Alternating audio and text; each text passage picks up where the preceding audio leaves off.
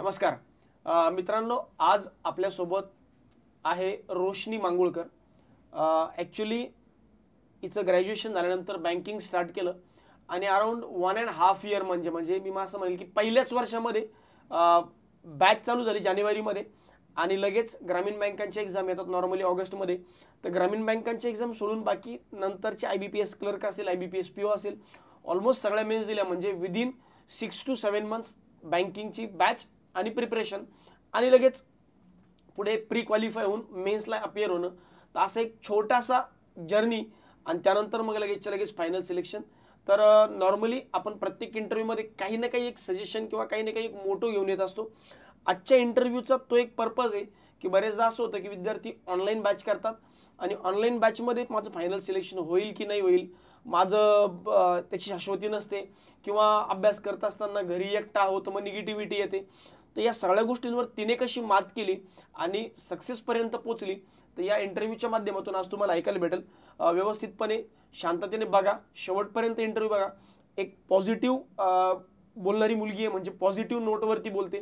प्रत्येक गोष्टीला तिनं कसं ॲक्सेप्ट केलं, प्रत्येक चॅलेंज कसं ॲक्सेप्ट करून त्याच्यावर कशी मात मिळवली, या संदर्भात आपण आज त्याच्याकडून समजून घेऊया. रोशनी, तुझं सारथी एज्युकेशनतर्फे खूप खूप अभिनंदन आणि स्वागत. थँक्यू. एकदा तुझ्याबद्दल पूर्ण माहिती देशील विद्यार्थ्यांना? माझं नाव रोशनी मांगुळकर आणि प्रॉपर माझं नागपूरमधलं आहे आणि 2022ला माझं ग्रॅज्युएशन कंप्लीट झालं, BSc झालं माझं. आणि मग जसं 22ला कंप्लीट झालं, लगेचच्या लगेच तू जानेवारीमध्ये बॅच जॉईन केली? हां, जानेवारीमध्ये बॅच जॉईन केली मी. अच्छा.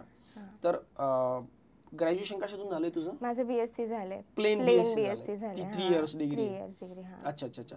मग ॲक्च्युली कसं होतं की BSc ॲग्रिकल्चर नंतर AFOची पोस्ट असते, मुळे बँकिंगकडे येतात. तुझं कॉम्पिटेटिव्ह एक्झामकडं वळण्याचं रिझन आणि त्यातल्या त्यात बँकिंगकडे वळण्याचं रिझन काय असेल? माझं म्हणजे जेव्हा ग्रॅज्युएशन सुरू होतं तेव्हा खरं तर माहिती होती की बँकिंगबद्दल काय, बँकिंग काय असतं आणि थोडं सिलेबस पण बघितला होता. पण असं झालं की BSc झालं आणि मग लगेच नंतर MScला ॲडमिशन केली की आता MSc करायचं आहे मॅथ्समध्ये म्हणून. पण मग असं होतं की कुठे ना कुठे ते बँकिंगचं होतं की बँकिंग करायचं आहे आपल्याला.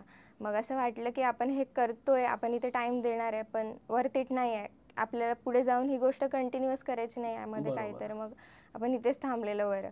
तर मग हां, मध्येच सोडलं. हां, मग त्याच्यानंतर मग जानेवारीपासून मग इकडे बँकिंगकडे. अच्छा. मग स्पेसिफिक अशी कुठली गोष्ट आहे जी तुला ज्या गोष्टीने तुला बँकिंगकडे अट्रॅक्ट केलं? मेन म्हणजे सिलेबस जो होता तो असं वाटत होतं की हे गोष्ट आपण करू शकतो. बरोबर. म्हणजे ते सिलेबस बघितलं होतं तर वाटत होतं की आपण हे करू शकतो. हां, आणि आवडतं पण, म्हणजे त्या टाईपचा जो सिलेबस आहे, तर असं वाटलं की आपण हे करू शकतो. तर वडील काय करतात? वडील शिक्षक होते आणि रिटायर झाले. आता रिटायर्ड? हां, रिटायर्ड आहे. अच्छा. मग त्यांनी बँकिंगकडे वळण्याची मुभा दिली का? म्हणजे तुम्ही तुमचं करिअर डिसाईड करा असं वडिलांचा सपोर्ट? हां, म्हणजे जेव्हा MSc खरं तर सोडायचं होतं तर सगळ्यांचं असं होतं घरी की नाही, आता ॲडमिशन केली आहे तर तू कंटिन्यू केलं पाहिजे पुढे. ते होतं एक. पण मग एका पॉईंट नंतर त्यांनी मग ठीक आहे, आता तुझा डिसिजन आहे, तुझं हे आहे. तर मग जेव्हा मी डिसिजन घेतलं तेव्हा सगळ्यांचा सपोर्ट होता की नाही, हां, सगळ्यांचा सपोर्ट होता घरी की नाही, मग आता तू घेते डिसिजन तर मग कर कंटिन्यू. अच्छा. हां. कारण मी हा प्रश्न विचारण्यामागचं रिझन असं की तुझं ग्रॅज्युएशन ॲक्च्युअली BSc झालं आणि पोस्ट ग्रॅज्युएशनला तू MSc मॅथ्स करते, त्याही सब्जेक्टला खूप महत्व आहे अकॅडमिक्स मध्ये, आणि वडील तर अकॅडमिक्सशी रिलेटेड आहेत. हां, तेच होतं, त्यांच्याचमुळे एक ते होतं की MSc आपल्याला पुढे करायचं आहे. हां, पण मग असं झालं की दोन्ही गोष्टी आपण सोबत तर कंटिन्यू नाही करू शकत. म्हणून मग असं ठरवलं की एक करतोय तर मग आपण तेच प्रॉपर पुढे केलं पाहिजे. बरं. आता बरेचदा असं होतं ना की आता काही विद्यार्थी असे आहेत की आता तुझं गाव तर खूप दूर आहे, नागपूर म्हणजे महाराष्ट्राचा भाग आहे, तर महाराष्ट्राची बॉर्डर आहे, तिथून संभाजीनगरचे क्लास करणं, ते अवेअरनेस तुझ्यापर्यंत कसं पोहोचलं? कारण नागपूरलाही काही क्लास असू शकतात, मे बी असतीलच डेफिनेटली आहेतच. मग ते क्लास न करता तू आपल्याकडेच का आलीस आणि त्यातल्यात ऑनलाईनच का? किंवा ऑनलाईन मध्ये कसं असतं ना की निगेटिव्हिटी असते मुलांमध्ये की होईल की नाही होईल, शाशंकता असते. मला ॲक्च्युली फ्रेंड्सकडूनच कळालं होतं की सारथीबद्दल. अच्छा. जेव्हा मी ॲक्च्युली MSc सोडायचं आहे आता आपल्याला आणि बँकिंग कंटिन्यू करायचं आहे, त्याच ह्याच्यामध्ये मला सारथीबद्दल कळालं होतं. अच्छा. तर मग मी तेव्हाच ते तुझ्या यूट्यूबचे मैत्रिणी होत्या? डेमो लेक्चर्स वगैरे सगळं बघितलं होतं आणि सगळं माहिती होतं सारथीबद्दल. रिझल्ट्स वगैरे सगळं कळालं होतं.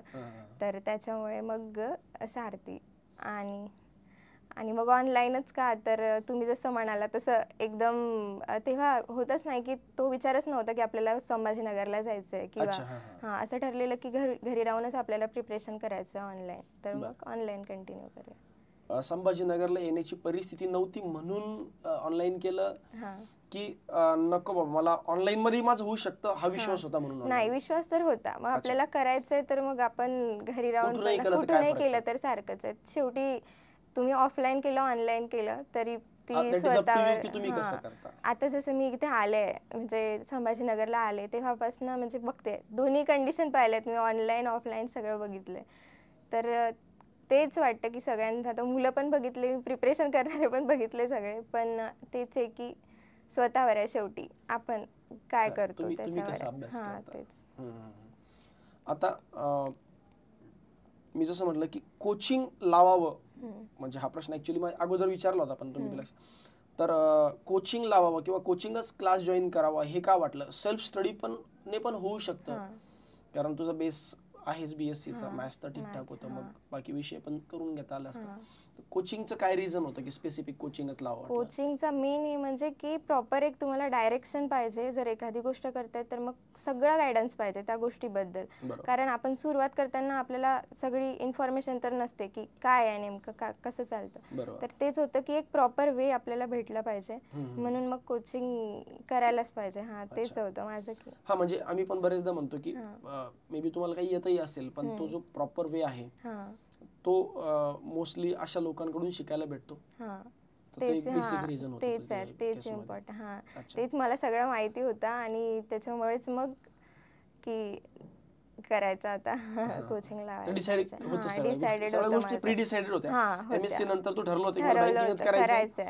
ते ठरलं होतं माझं. पण मध्ये जरा टाइम गेला, ग्रॅज्युएशन झालं आणि मग ते डिसिजन घेणं आणि ते MSc सोडणं, त्याच्यानंतर जानेवारी पासून. बरेच मुलं काय करतात की पोस्ट ग्रॅज्युएशनला ऍडमिशन घेऊन टाकतात, तसं तू पण तेच नाही. ते मी घेऊन टाकली होती आणि असं ठरवलं होतं की आपण याच्यासोबत करूया दोन्ही गोष्टी. पण मग मला असं वाटलं की एक गोष्ट कुठली तरी प्रॉपर आपण केली. जर 2 वर्षांनी मी पोस्ट ग्रॅज्युएशन झाल्यानंतर हे करेन, मी ते 2 वर्ष कुठेतरी वेस्ट गेले असते माझे, म्हणून मग बँकिंग करायचं. ऑनलाईन बॅच जेव्हा तू जॉईन केलीस, ऑनलाईन बॅच, तर तेव्हा कशा पद्धतीने अभ्यास केला आणि ते करताना काय नेमके अडचणी आल्यात का? एकदा इलॅबोरेट कर. तेच ऑनलाईन बॅच म्हणजे मी तर पूर्ण लाईव्ह बॅच केली आहे, म्हणजे सगळं प्रॉपर डे 1 पासून. नाही, काहीच नाही. माझं डे 1 पासून पूर्ण बॅच मी सगळं लाईव्हच लेक्चर केले आणि त्याच्यानंतर होमवर्क बॅच झाली आणि नंतर आपला होमवर्क करायचा. तेच पूर्ण एक मला तेच वाटतं की बॅच प्रॉपर जेवढी आपण करतो त्याच्यावरच ठरतं सगळं. तर मग पूर्ण बॅच प्रॉपर केली आधी आणि त्याच्यासोबतच होमवर्क केला सगळं. अच्छा. बरं, बॅच करूनच सिलेबस कंप्लीट होतो आणि मग त्यानंतरच सिलेक्शन होतं असं काही आहे का? प्रॅक्टिस पण करणं आवश्यक आहे? प्रॅक्टिस पण इम्पॉर्टंट आहे. ते सर जसं तुम्ही म्हणता ना की तुमचं मी नेहमी वाक्य ऐकलंय की ही एक प्रोसेस आहे आणि ती प्रोसेस जोपर्यंत, तर मला माझी अख्खी जे छोटा टाइम आहे खरं तर हा ऍक्च्युली जे माझं सिलेक्शन झालंय, खूप छोटा टाइम. पण ते जे म्हणतं ना की ती प्रोसेस मला, मी जर आता विचार केला मागे बघितलं तर मला ती सगळी प्रोसेस आठवते की माझ्यासोबत कसं काय झालं सगळं ते. म्हणजे जसं प्री पास झाले, पहिल्याच वर्षी सगळ्या प्रिलिम्स निघाल्या, मग त्याच्यानंतर मेन्सचं काय कसं केलं, तर मला ती सगळी प्रोसेस माझी आठवते की ती प्रोसेस आहे. ती जोपर्यंत ती प्रोसेस होत नाही तोपर्यंत फायनल सिलेक्शन नाही होऊ शकत. असं करतात ना मुलं की बॅच अटेंड करतात, ऑफलाईन मध्ये पण हा प्रॉब्लेम होतो, ऑनलाईन मध्ये पण फक्त बॅच अटेंड करणार, होमवर्क प्रामाणिकपणे करणार, प्रॅक्टिसचा भागच राहून जातो. तेच इम्पॉर्टंट आहे. आणि एक म्हणजे की जे टॉपिक तुमचे बॅच सुरू असताना जे जितके प्रॉपर क्लिअर होतात, म्हणजे मला आता पण असं आठवतं की जे टॉपिक मी तेव्हा एकदम प्रॉपर केलेत, म्हणजे सगळे डाऊट्स क्लिअर करणं असो की ते जसं तेव्हा होतं ते नंतर होत नाही. ते ऍक्च्युली त्या बॅच मध्ये एकदम प्रॉपर होतं. इनिशियल स्टेजला तो एक पॉझिटिव्हिटी पण असते की एकदम पहिल्यांदा करायचं आहे म्हणून रेकॉर्डेड मध्ये आपण एकटं पडून जातो. हा तेच तेच जेव्हा जेवढे टॉपिक तुमचे बॅच सुरू असताना क्लिअर होतात ते नंतर होत नाहीत, ते मी फील केलंय पूर्ण.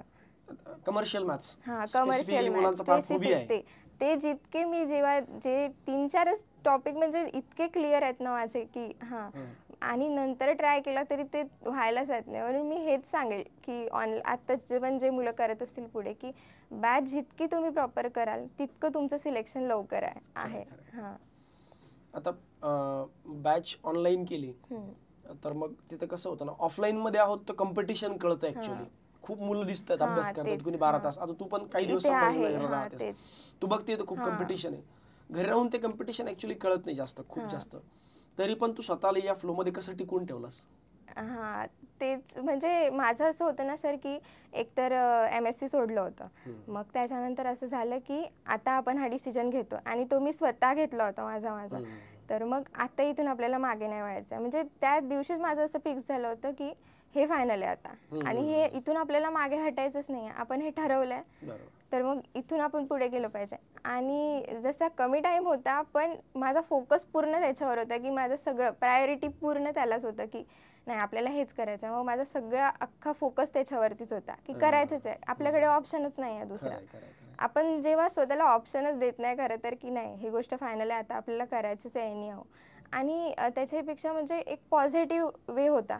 आणि तो पॉझिटिव्ह वे पण म्हणजे क्लासमुळे की जसं जसं माझे क्लास, जसं मी सांगितलं की जरा होतं की लो होते मी, ते MSc सोडलं त्याच्यानंतर. पण मग जसं जसं क्लास सुरू झाले, बॅच सुरू झाली, ते एक सगळं क्लासचं एन्व्हायरमेंट तयार ते ऑनलाईन ते क्लासेस बघणं, तुमचा जो वे आहे सगळ्यांचा शिकवण्याचा, त्याच्यापासून मग सगळ्या गोष्टी पॉझिटिव्ह मोमेंटम ऑटोमॅटिकली आला. ऑटोमॅटिकली आला की ते प्रवाहासोबत वाहत जातो. तेच तुम्हा सगळ्यांना बघत होते, अक्षय सर झालं, तुम्ही झालं, ते आपोआप यायचं की नाही आपल्याला करायचं. हा तेच करायचं.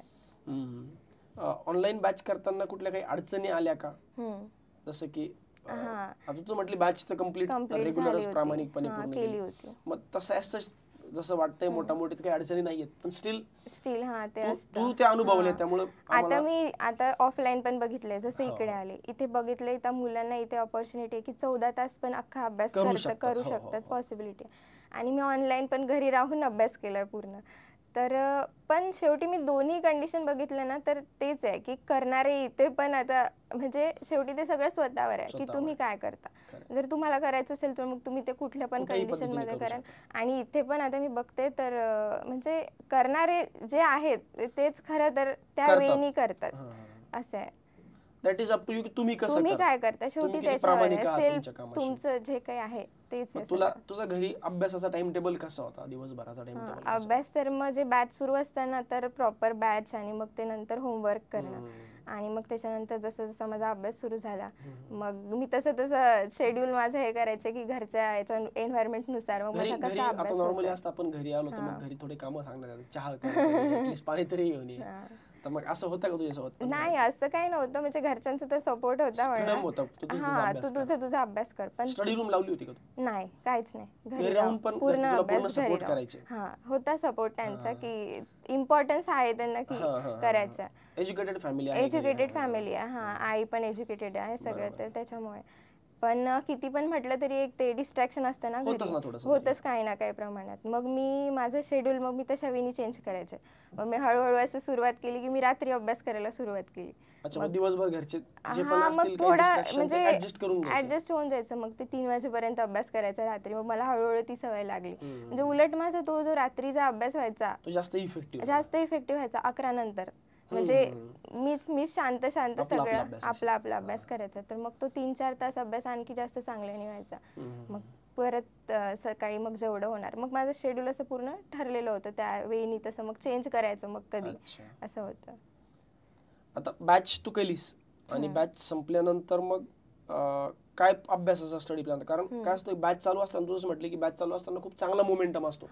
एकदा बॅच संपली की मग थोडंसं स्कॅटर्ड होऊन जातो का आता काय अभ्यास करायचा. अशा वेळेस काय केलं? तेच मला आठवतं की आपली बॅच जशी झाली होती ना, तर मग तसं तुम्ही बोलला होतात की आता आपला लास्ट डे आहे आपला बॅचचा, तर मग त्याच्यानंतर जरा पण माझं काय झालं की आपली बॅच जशी संपत आली आणि तसं तिकडे मग प्रिलिम्स लवकरच batch येणार जानेवारीमध्ये चालू होतं. झाली. हां.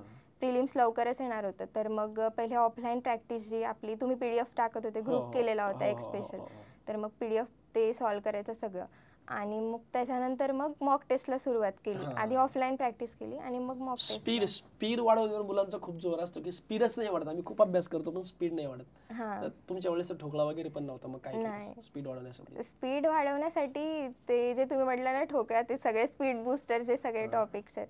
माझं ॲक्च्युली असं झालं की RRB झाल्या 2 प्री पहिले आणि मग असं होतं ना की थोड्या वेळी थोड्या मार्क्सचाच डिफरन्स होता, डिस्क्वालिफाय झाले.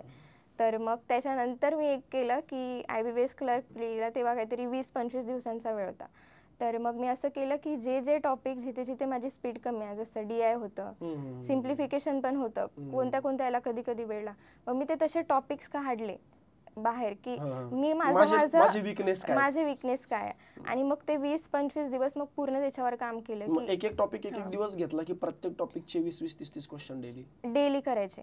अच्छा, जसं DI मला असं आठवतं रोज 5 DI सॉल्व करायचे. अच्छा, रोज असं ठरवून घेतलेलं होतं, म्हणजे प्रत्येक दिवशी प्रत्येक टॉपिकला टच करायचे. मग ते टॉपिक काढले होते स्पेशल की हे इथे माझी स्पीड कमी पडते.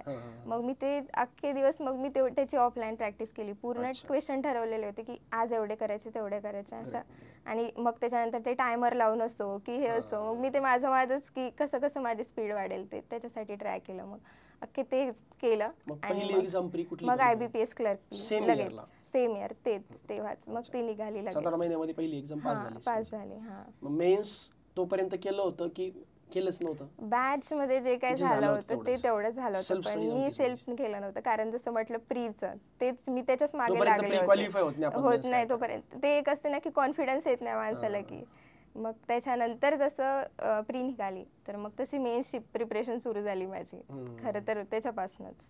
आणि मग मेन्स नेमकं कसं केलं आता? कारण काय होतं बरेचदा प्री तर चला ठीक आहे प्रॅक्टिस करेंगे हो जाएगा, मेन्सचं काय? मेन्स मध्ये तर बरेच जणांना असं होतं की मेन्स सुरुवातच कुठून करावी? तेच तर माझं रिझल्ट आला, जसं सांगते तुम्हाला, जसं रिझल्ट आला मला वाटलं नव्हतं की माझा रिझल्ट येणार आहे खरं तर, आणि मेन्सची तयारी तेव्हा काहीच नाही.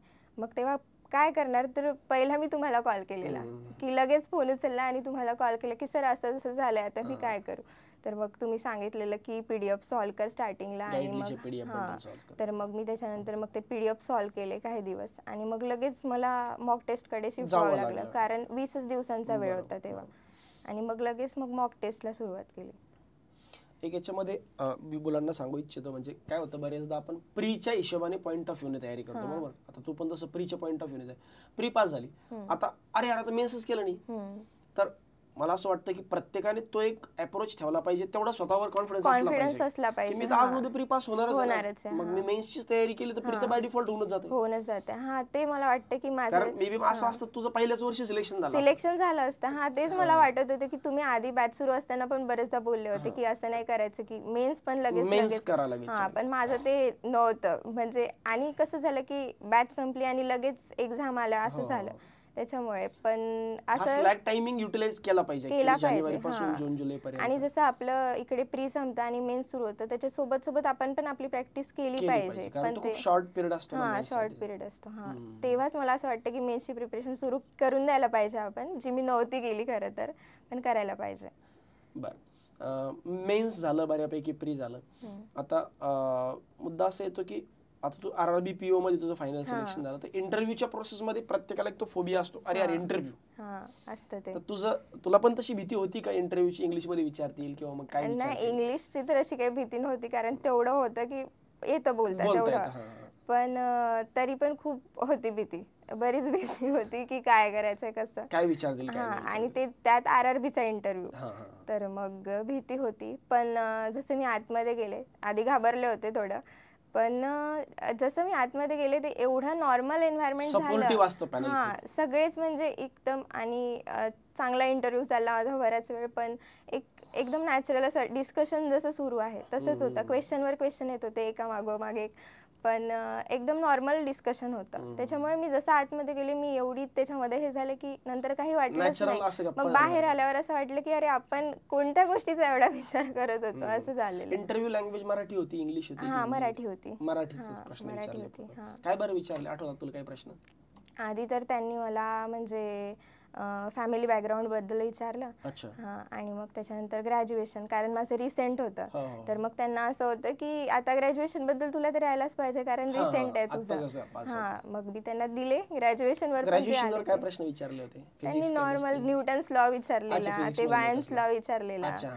आणि मग त्याच्यानंतर मग ते शिफ्ट झाले बँकिंगकडे. हॉबीजवर काय विचारलं, मग बँकिंगवर जास्त चालला इंटरव्ह्यू. पण ते तर होतंच अक्षय जसं सरांचं ते आपल्या अक्षय सरांमुळे एवढं हे झालंय की सगळ्या गोष्टी जसं पाठपेक्षा पाठ पण म्हणणार नाही, जसं समजून जे सर सांगतात जो वे आहे तसं मग नॉर्मल एक तो वे, आणि मी तशाच वेनी बोलले. आणि मग ते इतकं डिस्कशन असं सुरू झालं की त्यांनी पण मग त्यात एक क्वेश्चन विचारणं, मग मी पण तसं बोलत होते. क्वेश्चनवर आन्सर, आन्सरवर क्वेश्चन, आन्सरवर एकाच वर एक ते एकाच टॉपिकवर मग ते बोलत गेले. इंटरव्ह्यू ड्राईव्ह म्हणतो हां, आपण त्याला. तेच झालं.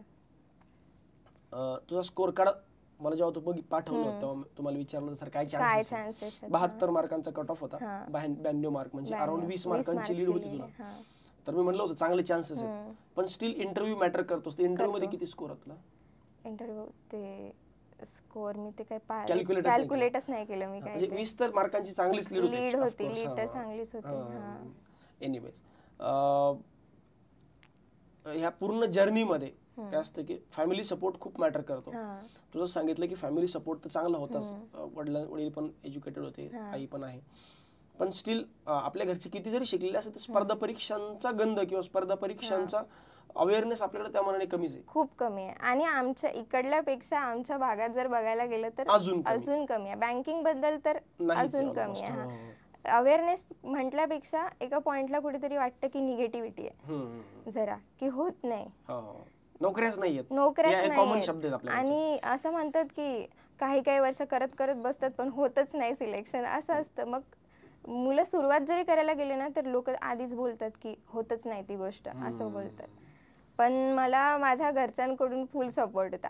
म्हणजे आईबाबांचं असं आहे ना की आम्ही आता दोघीच बहिणी आहोत, पण ते नेहमी त्यांचं कोणी काही पण म्हणू, आता बाबा शिक्षक आहेत त्याच्यामुळे कसं असतं ना, लोकांची अपेक्षा असते की शिक्षकांच्या मुली आहे तर मग ते असंच असलं पाहिजे, चांगलंच झालं पाहिजे. पण त्यांचं आमच्या बद्दल अजिबात तसं नाही. म्हणजे दोघं पण इतके सपोर्टिव्ह आहेत की तुम्ही काही पण करा. त्यांना आमच्या दोघींवर एवढा विश्वास आहे की नाही तुम्ही, आता जसं रिझल्ट आला ना RRBचा, तर काही दिवसाआधी बाबा म्हणजे असं काही मनात पण नव्हतं त्यांना, तर मी घरी स्कोअर बद्दल पण नव्हतं सांगितलं खरं तर, की मला एवढी लीड आहे काहीच माहित नव्हतं. पण त्यांचं होतं की नाही या वर्षी तुझं होऊन जाते. बाबा हे आधीच वाक्य बोलून गेले होते, विश्वास ते एक ते. तर त्यांचं म्हणजे सगळ्यांचंच, मला माझी ताई जिजू आहेत, आता ताईचं लग्न झालं, तर सगळ्यांचा मला खूप सपोर्ट होता. की जसं म्हणतात ना की मुलं आता घरी निगेटिव्ह होतात, तर माझ्या केसमध्ये ते नव्हतं, कारण माझ्या स्वतःपेक्षा विश्वास मी त्यांच्यामध्ये जास्त बघितला नेहमी की नाही तू करशील.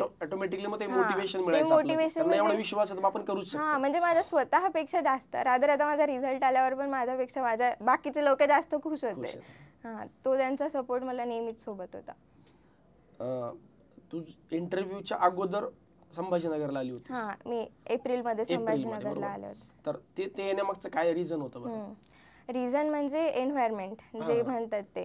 मला असं वाटत होतं कुठेतरी की आपण घरीच आहोत आता, तर जरा जायला पाहिजे बाहेरच्या वातावरणात. आपण आणि मी तसं जास्त बाहेर असं राहिले नव्हते. आली होतीस की थोडंसं वातावरण पण वातावरण थोडं, अभ्यास तसाही घरून व्हायचा. आणि मेन म्हणजे इंटरव्ह्यू ते एक होतं की म्हणजे जायचंय जरा, आपण स्वतःला जरा एक्सप्लोर केलं पाहिजे, गेलं पाहिजे आणि बाहेर जायचं जरा. आणि इकडलं ऐकलं होतं की बँकिंगचं सगळं एन्व्हायरमेंट आहे, आणि तसं खरं ॲक्च्युली आहे. जेव्हा मी आले त्याच्यानंतर मला असं वाटतं की ऑनलाईन पण मी केलंय चांगलंच आहे, पण इथे येणं पण खूप चांगलं आहे. कारण कसं असतं ना, आपण रीडिंगमध्ये जातो, आपल्या आजूबाजूला 10 लोक भेटतात, मला सगळी इन्फॉर्मेशन कळते, सगळ्या गोष्टींबद्दल माहित होतं, आणि ते एक मोटिवेशन येतं. किती लोकांचा ग्रुप आहे तुमचा? तो आल्यानंतर किती मित्रांचा ग्रुप आहे इथे? आता भरपूर जण आहेत. आता सोबत तयारी करणार तुम्ही? सोबत तयारी करा, आम्ही 4-5 जण आहोत. अच्छा, मग तुम्ही कसं तयारी केली स्वतः सगळ्यांनी मिळून? तर इंडिव्हिज्युअलच अभ्यास इंडिव्हिज्युअलच होतं. आणि माझं असं जास्त इथे राहिलीच नाही मी खरं तर, जास्त माझं घरी येणं जाणं सुरू होतं. चला आपण लास्टच्या पॉइंटकडे वळूया, कारण आता ऑलमोस्ट बऱ्यापैकी तुझं जर्नी तर सगळ्यांना कळलंच आहे. ऑनलाईन मध्ये सिलेक्शन होत नाही किंवा ऑनलाईन मध्ये मुलं करून बघतात, झालं तर ठीक आहे, नाही झालं तर मग आपण बघूयात.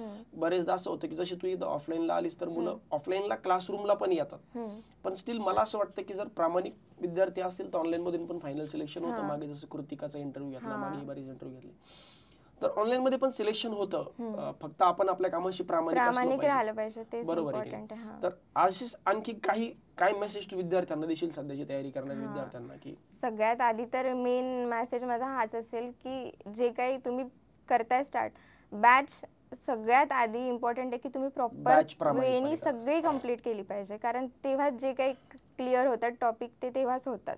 तर आणि तो एक मोमेंटम असतो की बॅच प्रॉपर केलीच पाहिजे. आणि त्याच्यानंतर जसं ऑनलाईन ऑफलाईनचं बोललात तुम्ही, तर मला तर सगळे ॲजचा जसा डिफरन्स वाटत नाही. आणि किती झालं तरी सगळं शेवटी स्वतःवर आहे. सेल्फ तुम्ही काय करता, आणि जर डिसिजन घेतलाय तर मग निगेटिव्हिटी कुठे मनात ठेवली नाही पाहिजे की माझं होईल की नाही होईल, ठरवलंय. आणि मग हाच वे आहे, बॅकआउट नाहीच, आपल्याकडे बॅकआउटचा ऑप्शनच नाही, द्यायचंच नाही ना स्वतःला. नसतोच. तर मग तेच आहे की तुम्ही फक्त हे फिगर आउट केलं पाहिजे की मी कुठे कमी पडतोय, माझं काय कुठे स्वतःमध्ये कमी आहे, ते तुम्ही फिगर आउट केलं पाहिजे. ऑप्शन आपल्याकडे नाही, करायचंच आहे असं स्वतःच्या मनाशी ठरवलं, आणि मग फिगर आउट करायचं की मी कुठे कमी पडतोय, आपले विकनेस काय, ते स्वतःला कळलं पाहिजे. कारण तुम्ही प्रत्येक वेळी गायडन्स करायला सगळ्या गोष्टीला असता, पण ते स्वतःला कळणं इम्पॉर्टंट आहे. आणि तेच म्हणेल की ऑनलाईन, आता मी ऑनलाईन घरी राहून अभ्यास केला ते पण स्वतःवर आहे शेवटी. आणि तुम्ही जर एक बँकिंग ठरवलंय, जे गोष्ट करताय ते प्रामाणिकपणे आय थिंक केली पाहिजे. तो फोकस तुमचा किती पण टाइम देताय पण पूर्णपणे त्याच्यावर असला पाहिजे की तुमची प्रायोरिटीज ती असली पाहिजे की मला हेच करायचं आहे आता. बरोबर. अजून एक लास्टचा क्वेश्चन. बरेचदा आपल्याकडे असं होतं ना की चला ठीक आहे, आता RRB PO झाले, आता आयुष्य सुंदर आहे, तर तुझं काय ठरलंय की RRB PO थांबायचंय, आणखी पुढे काय करायचंय, बँकिंग करायचंय, बँकिंग सोडून दुसरीकडे कुठे जायचं? नाही, बँकिंगच करायचंय. बँकिंग अजून पण करायचंय? हां, बँकिंग म्हणजे हेच, पण रेग्युलेटरी बॉडी असेल किंवा IBPS PO RBI. यावर्षी तू किती एक्झाम पास झालीस? यावेळी सगळ्याच मेन्स दिल्या, म्हणजे आणखी IBPS PO बाकी आहे. Clerk waiting. असं काही स्पेसिफिक ठरवलं नाही आहे, पण याच्यामध्येच कंटिन्यू करायचं आहे, बँकिंग मध्ये. चलो, थँक्यू व्हेरी मच रोशनी, खूप छान वाटलं. सर एक की खूप खूप थँक्यू सारथी एज्युकेशन सगळ्या टीमचे. नाही बघा, अल्टिमेटली आमचं काम आहे तुम्हाला डायरेक्शन दाखवणं, बरोबर. मॅटर करतं की तुम्ही कसं चालता, बरोबर आहे, तुम्ही कसं करता. बघा, आम्ही तर प्रत्येकाला आमच्या पद्धतीने योग्य दिशा दाखवण्याचा प्रयत्न करतोच, पण आमचं नेहमी सांगणं असतं की बाबा करा, या फील्डमध्ये खूप काही आहे, पोटेन्शियल या फील्डमध्ये, की तुम्ही जर केलं तर फायनल सिलेक्शन आहे, तुमच्या आयुष्याचं कल्याण होईल. तेच. आणि जसं तुम्ही ऑनलाईनचं बोलला ना, तर ते सगळ्यात तो तुम्हा लोकांचा पण डिफरन्स आहे, कारण तुम्ही तेवढंच गाईड करता. तुम्ही ऑनलाईन वाल्यांना पण प्रत्येक वेळी तेच सांगतात की तुम्ही केलं पाहिजे, तुम्ही ऑनलाईन असून तरी पण तुम्ही तेवढं काय, तर तो डिफरन्स तुम्हा लोकांचा पण आहे की तुम्ही त्या वेळी ते गोष्ट हे करतात, त्याच्यामुळे ते ऑनलाईन ऑफलाईन मॅटर करत नाही खरं तर. चलो, so it was nice to talking you रोशनी.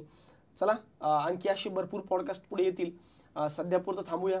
तुला भविष्यासाठी खूप खूप शुभेच्छा, आणि अजून चांगलं तू अचीव्ह करावं हीच तुझ्याकडनं अपेक्षा. Thank you very much.